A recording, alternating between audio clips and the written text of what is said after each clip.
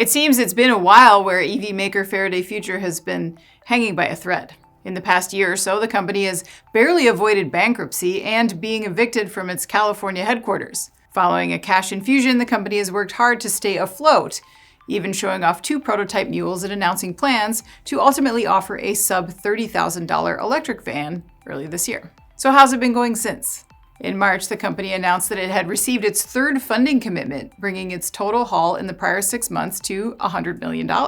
In April, the company said it had signed a pre-order agreement with a company called JC Auto, who will pay a non-refundable deposit of $100,000 to be applied to up to 1,000 vehicles.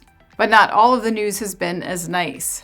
Faraday Future also recently revealed its first quarter results, which Carscoops characterized as dismal. That's because the company posted an operating loss of $44 million and only delivered 2 vehicles. And despite the aforementioned JC Auto pre-order, it's not certain to get better.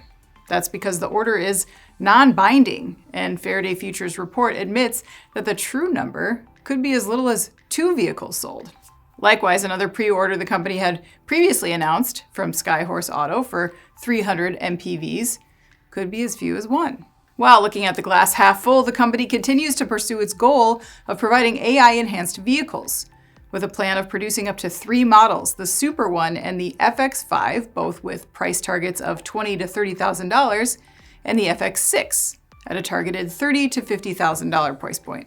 But no matter that price point, the company has set a low bar for deliveries so far in 2025. So maybe there's nowhere to go but up.